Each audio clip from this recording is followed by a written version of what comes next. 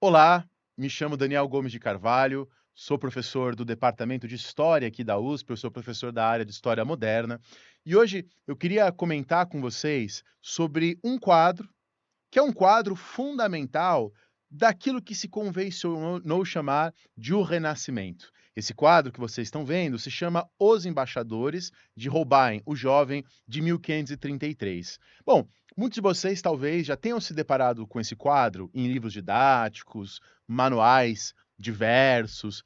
Tradicionalmente, há autores, como por exemplo Stephen Greenblatt, nesse livro que está indicado aí para vocês na tela, há autores que apresentam esse quadro como demonstrando, como provando, como uma expressão daquilo que tradicionalmente se associou ao Renascimento. Então, o Stephen Greenblatt, por exemplo, associa esse quadro à confiança e autoconsciência desses 2 homens que nos encaram. Stephen Greenblatt mostra esse quadro como uma prova, como uma manifestação, como uma expressão do que seria a individualidade moderna renascentista. Bom, trata-se, nesse caso, de uma leitura bastante tradicional do Renascimento, uma leitura que nós chamamos de burckhardtiana, né, em referência a Jacob Burckhardt, que foi, enfim, um historiador importante do século XIX. Quer dizer, é uma leitura que associa o Renascimento ao nascimento do indivíduo, associa o Renascimento a uma centralidade do ser humano, da sua autoconfiança e autoconsciência diante do mundo, a descoberta do mundo e do homem, nos termos de Michelet, também um historiador importante do século XIX. Mas o que eu queria conversar com vocês é que há outras leituras possíveis sobre esse quadro. Além de ler esse quadro como uma manifestação da individualidade renascentista, é possível ver esse quadro de outras maneiras, há outros olhares possíveis. Então, vamos junto pensar um pouco outras leituras a respeito desse quadro. Então, por exemplo, você tem aí uma estante alta e uma estante baixa. Na estante alta, o que você vê? O globo celeste e uma série de instrumentos científicos específicos, né?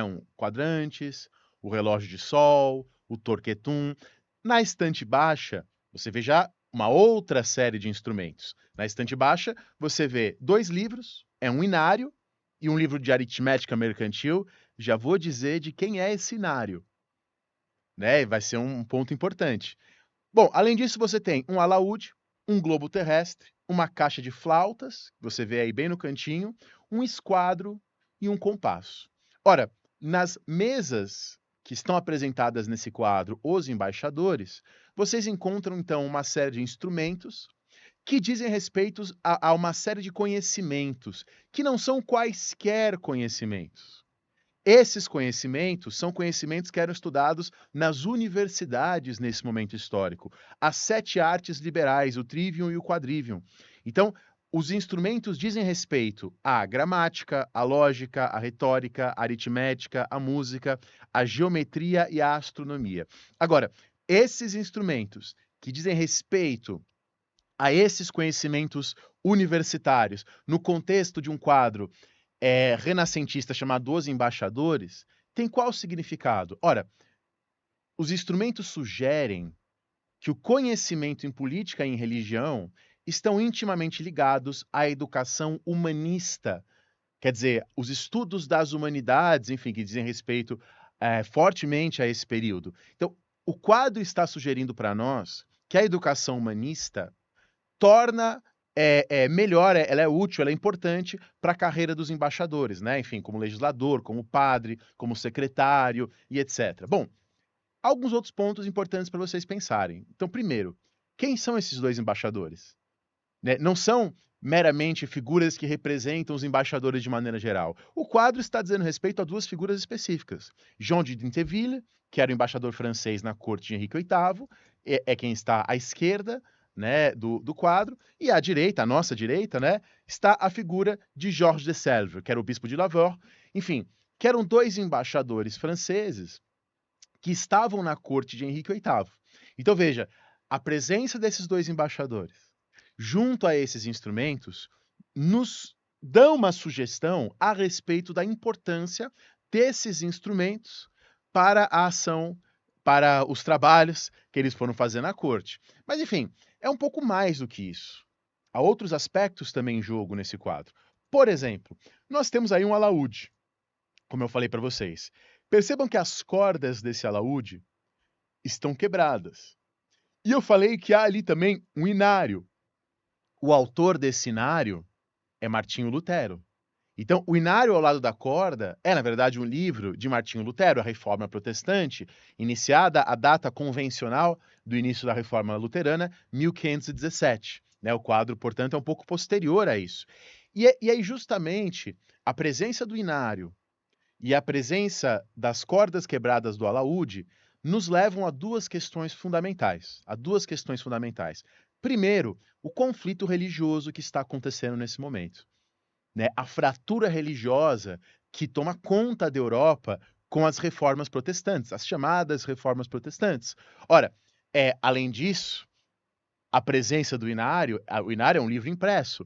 Lembramos que a imprensa de Gutenberg, de 1450, faz circular em proporções antes inimagináveis o livro impresso. E o livro impresso é dissociável da ação dos humanistas ou do humanismo, se a gente quiser usar um termo que é posterior à época. Ora, além disso, ali no cantinho esquerdo do quadro, ali na parte de cima do cantinho esquerdo da pintura, vocês veem a presença de um crucifixo de prata, né? Crucifixo, então, associado à Igreja Católica. São 2 embaixadores da França, uma monarquia católica, que estão na corte de Henrique VIII. Henrique VIII está em vias de fazer também uma reforma, a reforma anglicana. E há um quadro que há referências a Lutero e à divisão religiosa. Então veja que o quadro, vejam que a pintura, né, nos fala várias coisas. Bom, eu gosto de citar uma passagem do Tommaso de Campanella, A Cidade do Sol, de 1602, na qual Campanella diz: "Existe mais história em 100 anos do que teve o mundo em 4.000. E mais livros foram feitos nestes 100 anos do que em 5.000.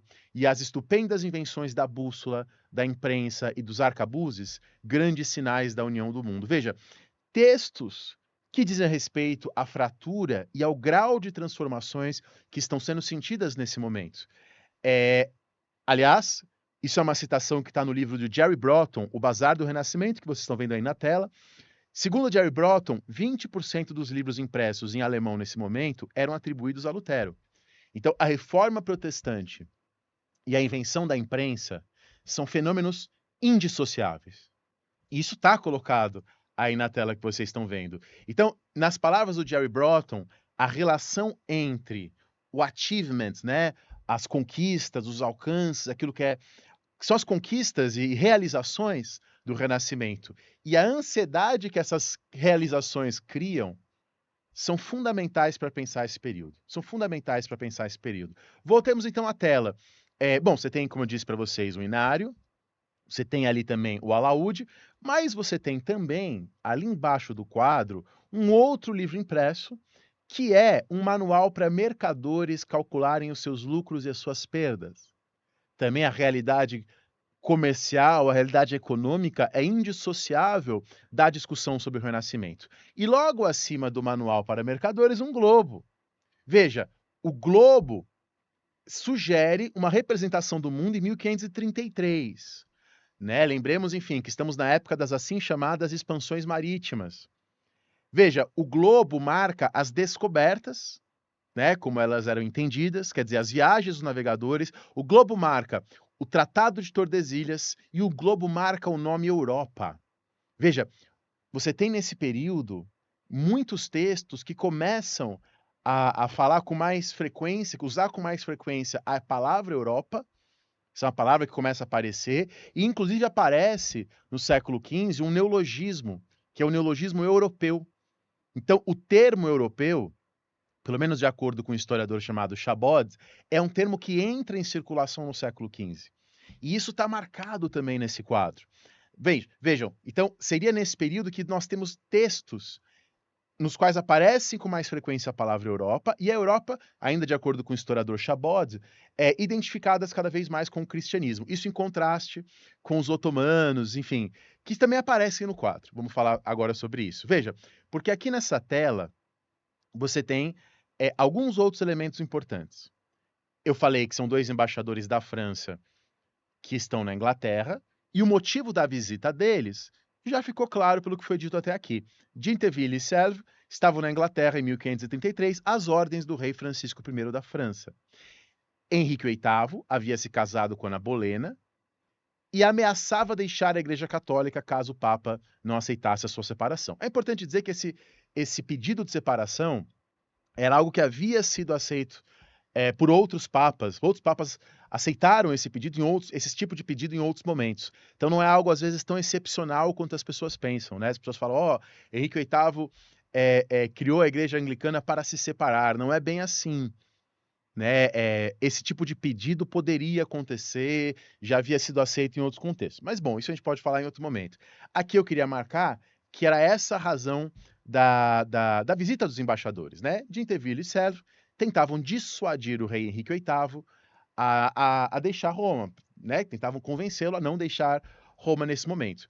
Além disso, e aí vem a importância dos otomanos, eles pretendiam também intermediar uma possível aliança que passaria por Francisco I, o rei da França, Henrique VIII, o rei da Inglaterra, e o sultão do Império Otomano, Solimão o Magnífico. Então eles pretendiam, de alguma maneira, intermediar essa aliança. O Império Otomano era uma presença fundamental na Europa do século XVI.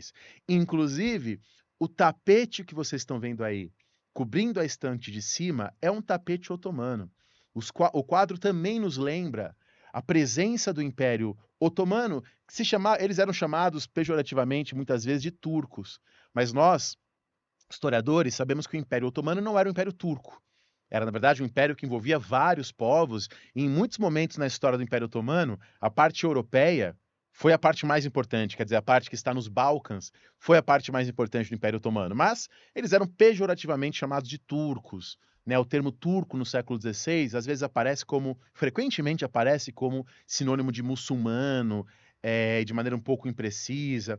Mas além da presença do tapete, que nos lembra a importância da diplomacia turca nesse momento, ou otomana, melhor dizendo, os instrumentos e os objetos de cera da pintura, a maioria deles também tem origens árabes, judaicas ou islâmicas, enfim, são coisas importantes. E bom, e por fim, à frente dessa pintura, você vê uma caveira, tá? E essa caveira que está, enfim, deformada, ela já foi lida de várias maneiras, não existe uma leitura definitiva de por que ela está aí dessa maneira, mas essa ação da anamorfoses é lida frequentemente, pela maioria dos intérpretes, como um sinal da vanitas, da vaidade, quer dizer, é um quadro que fala sobre diplomacia, relações entre reis, grandes questões, e aí está aí a caveira para lembrar-nos que todos nós iremos morrer. Segundo esse historiador que eu mostrei para vocês, o Jerry Broughton, essa caveira indicaria de alguma maneira a iniciativa de Holbein, a iniciativa do pintor, a despeito da encomenda, né? Lembremos que as pinturas, as realizações artísticas do Renascimento, elas eram, em sua imensa maioria, frutos de encomendas, né? De patronos que patrocinavam. Esses patronos podiam ser a igreja, esses patronos podiam ser, às vezes, nobres ou comerciantes ou a cidade, enfim. Então, eu queria mostrar para vocês como, a partir de uma leitura mais atenta e detalhada dessa pintura, a gente pode pensar muito sobre esse período, sobre aquilo que se convencionou chamar de Renascença. Aí, pinturas dos três reis, Henrique VIII da Inglaterra, Francisco I da França e Solimão o Magnífico do Império Otomano, e dessas relações que estão sendo estabelecidas aí. Bom, espero que vocês tenham gostado, espero que vocês tenham achado essa discussão interessante e que elas tenham os ajudado a pensar um pouco o Renascimento. Quem quiser saber mais, deixo como sugestão o livro do Jerry Broughton, O Bazar do Renascimento. Muito obrigado.